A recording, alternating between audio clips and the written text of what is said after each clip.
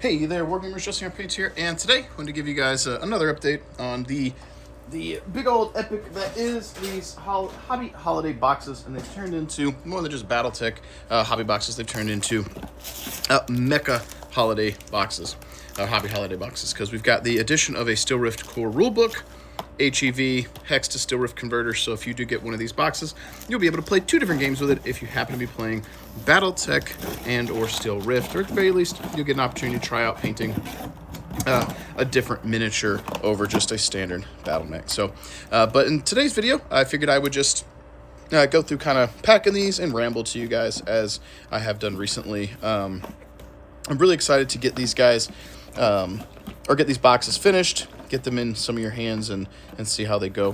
Obviously, there's a benefit to doing this for the channel because it does generate funds. But I think the big thing for me is that it's going to get hopefully some people doing some hobby stuff, and I think that's what's more important. One of the cool things about this is that I've got at least two people that are interested in purchasing right now upwards of half of these hobby boxes, in the hopes that I'll just give them away. Once the hopes that is the goal. Like if they do that, the agreement is give them away to other people. So during the holiday season here, we have got channel supporters who are interested in paying it forward, seeing the channel grow, and ultimately seeing some hobby progress from people who maybe otherwise might not have been able to do so. And I suppose if you win, you might have been someone who could have afforded these anyway, but it's also possible that you didn't. So I think it's really neat. One of the primary guys that's donating here is a guy who has donated multiple times before. He's always supporting the channel, and honestly, I feel a little guilty because I don't feel worthy of such support. But I would rather feel unworthy than to feel like I was owed something, So I try not to take it for granted, and I'm trying to be positive about the whole thing, because why wouldn't you be positive when someone's trying to or someone sees value in what you're doing that you might struggle, seeing value in. Like, I mean, I see value, but maybe that's not the right word. Maybe it's that I think it's imposter syndrome, You don't see necessarily the growth that you want. You see other people doing things, and you're not sure if you're good enough, if you're doing the right things, if you're helping people the way that you want. I don't know. I guess it's the opposite, perhaps, of hubris. I'm not super overconfident about it. Whoops, dropped my tape up. But I think that the alternative is you're overconfident, and then you might seem like a jackass. So, here we are. I did get a message from one of the guys I know from Nova, and he and his son watch, and I always feel weird about that because the channel's not listed for children. Not that it's a problem for children most of the time, but occasionally I drop some expletives. I drop bad words, curse words, or the F-bomb occasionally. But, a couple of supporters and channel viewers, they watch with the children. And I got a message, and he goes, "Hey, I'm watching." I'm sorry if this is shaky, guys. The whole table's shaky. He said he and his son were watching, and his son is now mimicking what I do in the videos. So he is critiquing different products he's opening in the same way that I would have critiqued something. Actually, I think that box I might have forgot to put a HEV in.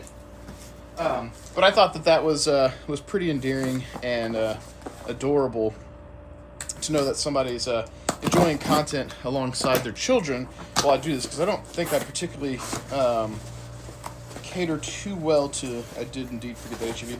I cater super well to the child community, but also, I think Battletech is a game that a lot of people can learn to play, but it's not like super young children friendly. It's not the easiest game to pick up. That said, one of my patrons, I believe his name is Greg, his son, fortuitously named Grayson, was in my paint class, and apparently he knows classic, savant level. And I made some jokes about that because I'm almost 40, and I still don't have a grasp on it. Not enough of a grasp to even play the game. I can move a little bit, but I don't know what most of what I'm doing is. So, you know, for the most part, I would say classic Battletech in particular is a difficult sell for children, but, you know, some of them pick it up. All right. Yeah, so I think we started kind of a trend here, getting some comments coming in from subscribers to basically tell me kind of what they might do with a hobby box like this. So obviously you won't know what mechs you're getting until you get one, but I'd be curious, like, if somebody picks one up, that needs a little bit more packing. What's your goal? Are you new? Are you trying to get someone new in? Or you want to start a mercenary company of some sort? Expand your forces? I'd be really curious. I know right now I am working on planning out my Jade Falcons with the Battletech Aces content. We've got that box set of Falcons, or minis that came in the Aces box set, the Falcon side. And while I was at work, we can't sell these, but I could print stuff for personal use. Totally got decals cooked up for the Jade Falcons here, the Epsilon. So, and then got some blood ribbon. So, pretty excited about that. Hopefully get a paint tutorial cooked up to showcase how that model works, or how the or how to paint them that way. And again, I'm petrified I forgot to put that HEV in here, so I'm gonna open this one again and waste it. But yeah, I think that'll be a fun tutorial to film. The I think I've got the green speed paint I want to use. I gotta remember to put that HEV in here. Yeah, I missed it again. All that effort to get HEVs here, and I forget to put it in the box. But yeah, I think I've got one of the Army Painter green speed paints that's going to go really well through an airbrush, and I think nail the green color that we're aiming for. So, and while I'm packing here, let's not forget an HEV this time. I was talking to my boss. I'm really interested in building or procuring a new gaming table. So, because at some point I want to start filming from the garage, and honestly, if DRD's growth keeps going the way that it's going, the film area might go away. We may need it for the UV printers, which is, you know, some new things that we've been working on. If that happens, I'm gonna have to film elsewhere because we won't have the film space anymore. So we need it for equipment. So I'm kind of looking at options. So if you guys have thoughts on a sturdy gaming table, because this one's really thin. I thought it was going to work out pretty well, but it's very shaky, and if you put any amount of body weight next to it, it's just going to start to buckle some, wobble some. Even look at the legs now. They kind of, there's not a lot of weight on this table, but they're kind of bowing. I don't like that, so I was looking at something a bit more heavy duty or nice. Finances are obviously a thing. You know, it might not even be something that I can afford, but I'd be curious what you guys use. I know one of the guys that I'm friends with, who I've been to his house once from the channel, Kelly Caudle. I don't remember his name on YouTube here. He's painted minis for the channel too. He's got a really nice gaming table at his house, but I suspect that was pretty expensive, because his hobby setup over there is real nice too. So, but yeah, I'd be curious. The gaming table I'm using serves a purpose. It is purpose made for wargaming, or at least marketed for it. I just don't think it's the best fit for what I'm wanting to do. Because, like, can you imagine if I had other cameras mounted up here and I'm playing a game? excuse me. Playing a game, if there's any wobble, you know what I mean? Which it's already pretty bad with just the cell phone. So you'd have to get a whole nother apparatus. But if you had a more heavy duty table, it might absorb more of the shock there. So, bam. Whoop. But yeah, so as I work on the Jade Falcons, I'm also looking to paint up a mercenary force to go with them for the video series, and I'm kind of thinking about maybe doing some speed painted cheetahs, the mercenary company that I helped found, right? in-universe helped found. So that is something exciting. It won't be the best painted thing, but you know, I think some of my speed painted stuff actually still looks pretty solid. So you can see what I can cook up with for that. There's a time where I was trying to get some of the CSO guys to work with me on painting up some cheetahs for the channel, but that obviously didn't pan out. So, but yeah, if you guys got thoughts on other stuff you'd prefer to see as the player force to pit off against the Epsilon Jade Falcons, I'd be happy to hear what you guys think. As usual, you guys are the ones that watch the channel, and most of the time aren't shy about telling me what it is that you enjoy. So that would be cool. And while we're at it here, this box here, why don't we throw in a little something extra? I got a few extras here. So we've got our HEV that gets to go in. What if this one gets some sneaky little battle armor and a little bunker? Throw in some extras, a little extra bonus going in there. So I want to make sure everyone got a certain hit a certain level of contents, and then some of these have a little extra in there. I thought that'd be pretty cool. Shoot. I might run out of packing foam here. Yeah, so do you guys, any of you guys that are listening, do you have any, it's like, I'll give you an example before I ask the question. One of the guys that I befriended at KarinskyCon when I got to go with Fortress Minis and Games, his name is also Justin. I've done some painting for him. He actually built my computer.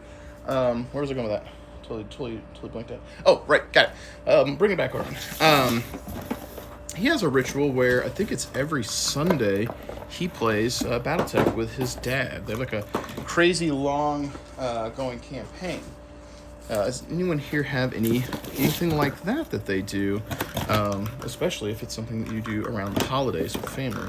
If so, share the stories with us. What is it that you are into and that you do with family? It'd be pretty cool to hear about.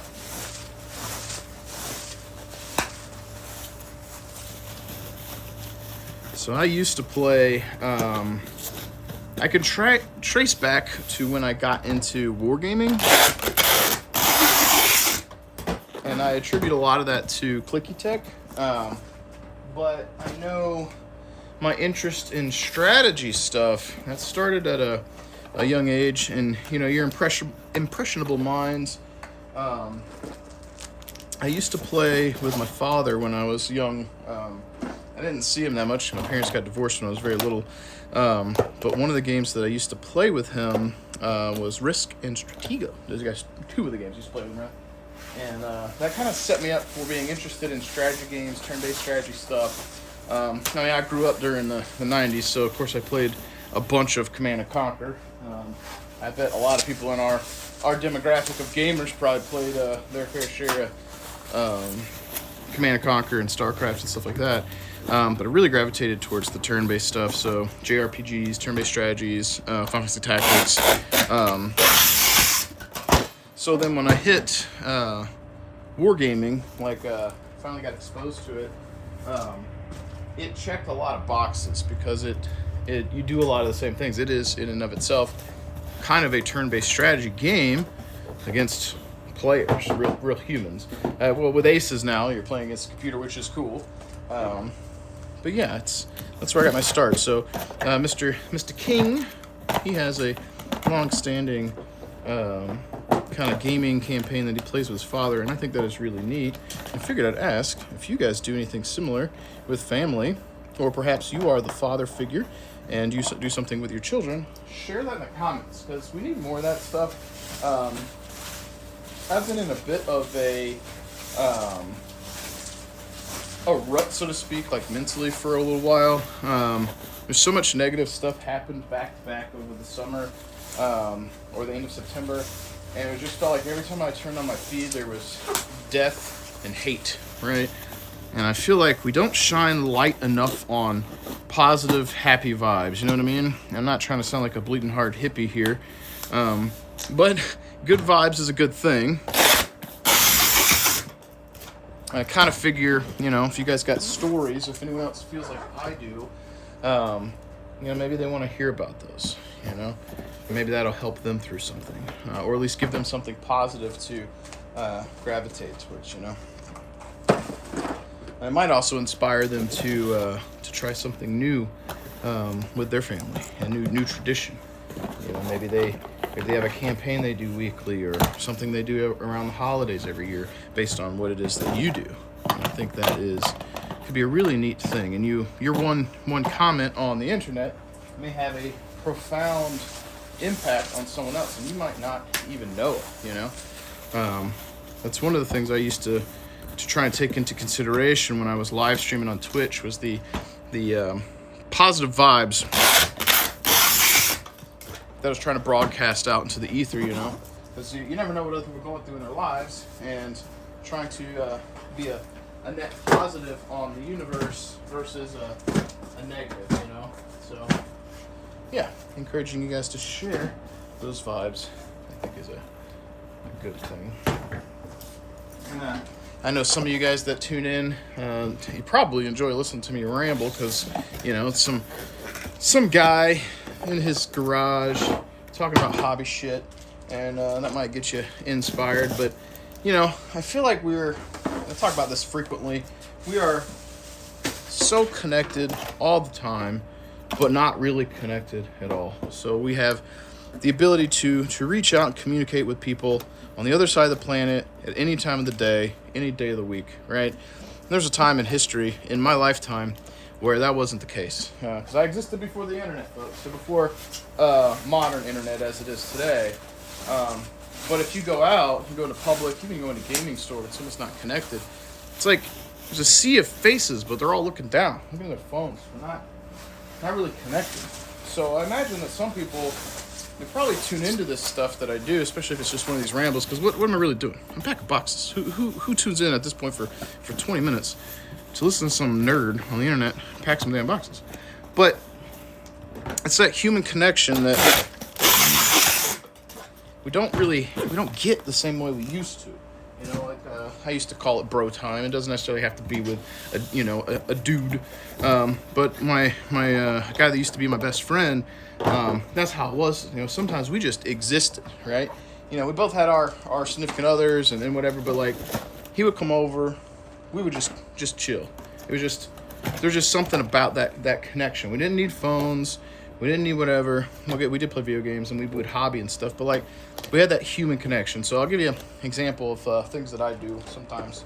This little box. How about we throw in some bonuses, right? When I go out in public, sometimes I try and do nice things for people, because it's a polite thing to do. And the other day I was at the grocery store and I was behind this older couple. I say older. They're probably my grandparents' age. That lady was probably like 80. All right, maybe a little older, and she was trying to get the juicy fruit. I could kind of see she was trying to get some gum off the top shelf at the checkout aisle. She could barely reach it, and she's got her little fingers in there trying to scrape in, and that box was empty. I could see it because I was much taller than she was. And so I said, "Ma'am, which gum are you trying to get?" She goes, "I want the juicy fruit." And I was like, "That's empty. I'll get you one." I step out of line. I go one checkout aisle over. Grab one, come back, hand it to her, and she's like, "You lost your spot in line." And I was like, "That's okay. It's not a big deal." You know, it was worth it to risk losing my spot in line to do something nice for someone else. Now, subsequently, the guy who took my spot in line, begrudgingly, you could see in his face he wasn't particularly interested in moving. But who's gonna see someone do something nice for a elderly lady and then be a dick, you know? So he let me get back in line. But I fully knew that was going to happen, or had the potentiality of happening, but I did it anyway. And, you know, it's because I could inconvenience myself for a couple of minutes and maybe take a little bit longer in the store than I wanted. But I cast a positive, shined a positive light in just a small moment, a small gesture into the universe. And that's kind of my thoughts. Like I struggle sometimes with how I feel.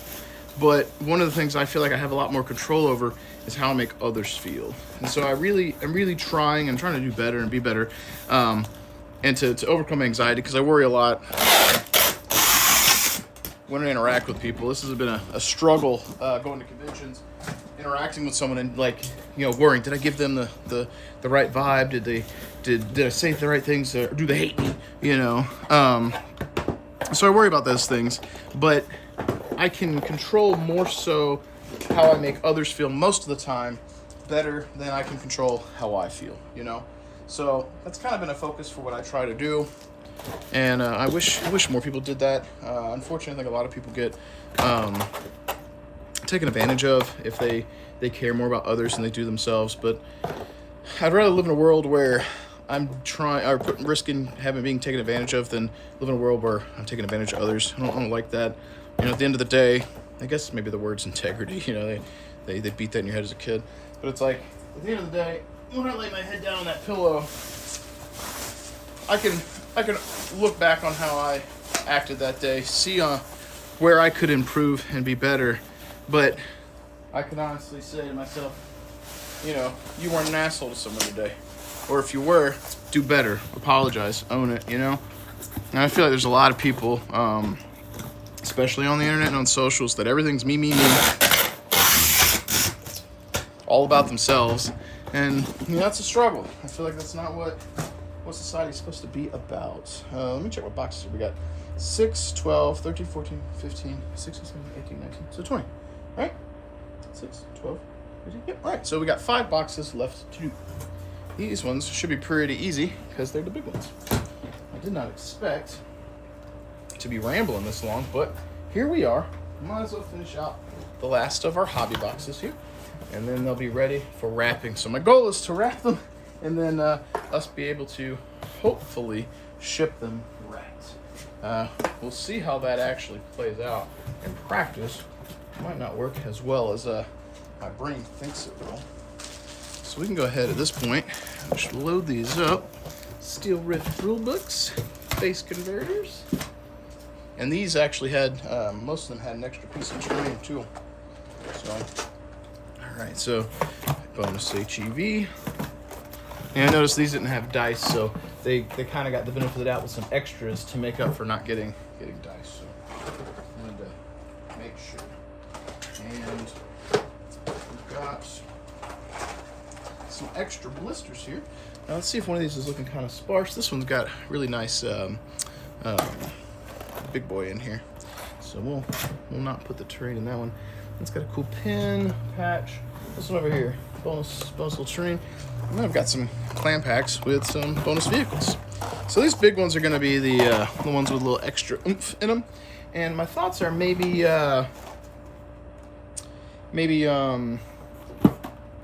what's that? Where's my brain going? Had a brain fart. Oh yeah, so when we do giveaways, perhaps the bigger ones that have a little bit more going on, maybe those are some of the giveaway ones. Granted, we're currently sitting at 8 to 10 of the 20 hobby boxes being giveaway material. So that's an option. Actually, I've got some extra dice here too for Warhammer. How about we just toss them in too? Because odds are, if Dad's getting these and interested in having some stuff to play with their children, Dad might play Warhammer too. So we'll throw some dice in there. So good value, I think, on all these boxes. Trying to make sure that whoever gets them has some cool stuff.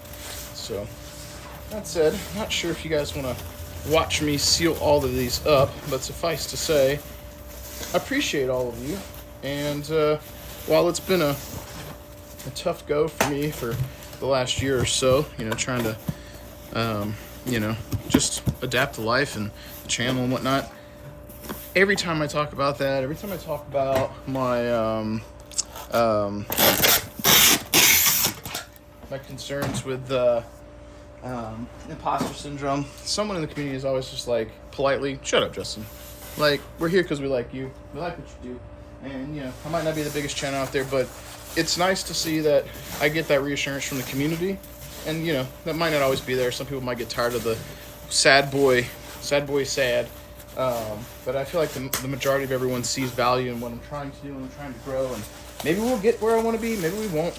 But at the end of the day, maybe if I just inspired a couple of you to do something, to say something, to grow as a person, to grow as a hobbyist, to grow as a gamer, and maybe that inspires someone else because of interaction with you, perhaps it was worth it. You know, maybe what I was doing did pay off. Perhaps not financially, but in terms of broadcasting a positive, happy, message to the universe.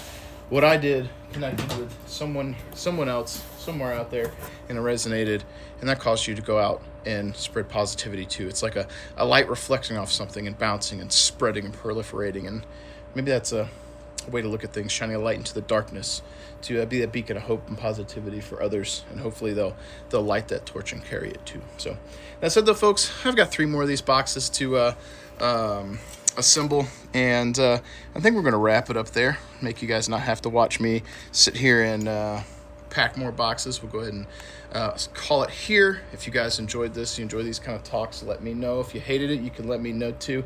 But as always, folks, thank you so much for tuning in. Thanks for supporting the channel. Keep painting those models, keep rolling those dice, and I'll catch you guys next time.